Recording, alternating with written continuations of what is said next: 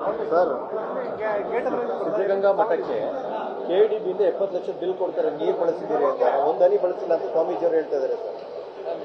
ಅದನ್ನ ವೆರಿಫೈ ಮಾಡ್ತೀನಿ.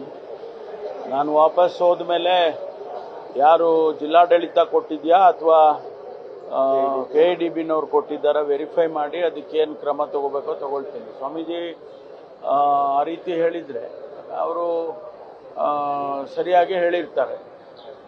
ಅದನ್ನು ವೆರಿಫೈ ಮಾಡಿ ಅದಕ್ಕೆ ಸೂಕ್ತವಾದ ಕ್ರಮ ತಗೊಳ್ತೀನಿ.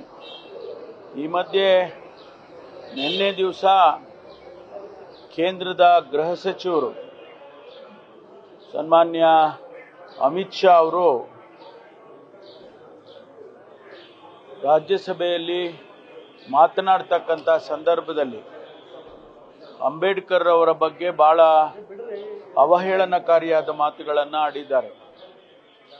ಇಡೀ ವಿಶ್ವ ಅಂಬೇಡ್ಕರ್ ಅವರ ಬಗ್ಗೆ ಪ್ರಶಂಸೆಯ ಮಾತಾಡುತ್ತೆ.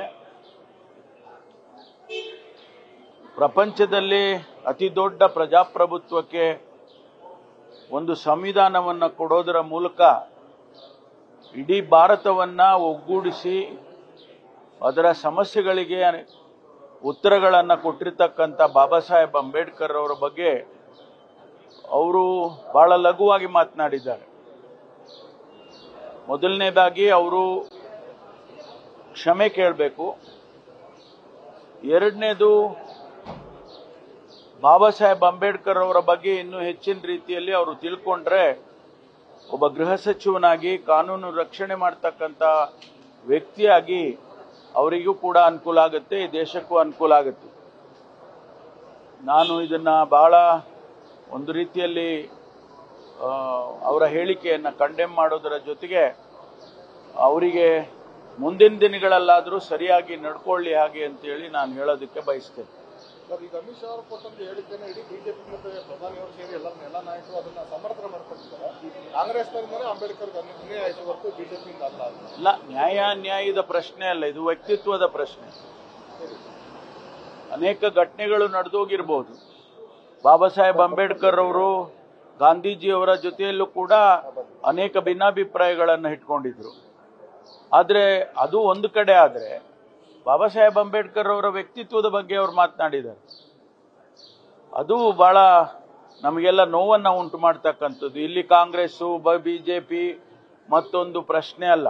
ಇಲ್ಲಿ ಬಾಬಾ ಸಾಹೇಬ್ ಅಂಬೇಡ್ಕರ್ ಅವರನ್ನ ಇಡೀ ವಿಶ್ವ ಮತ್ತು ಭಾರತದಲ್ಲಿ ಕೋಟ್ಯಾಂತರ ಜನ ಅವರನ್ನ ಪೂಜೆ ಮಾಡ್ತಕ್ಕಂಥ ಸಂದರ್ಭದಲ್ಲಿ ಅವರ ಬಗ್ಗೆ ಈ ರೀತಿ ಅವಹೇಳನಕಾರಿಯಾಗಿ ಮಾತನಾಡ್ತಕ್ಕಂಥದ್ದು ಸರಿ ಇಲ್ಲ.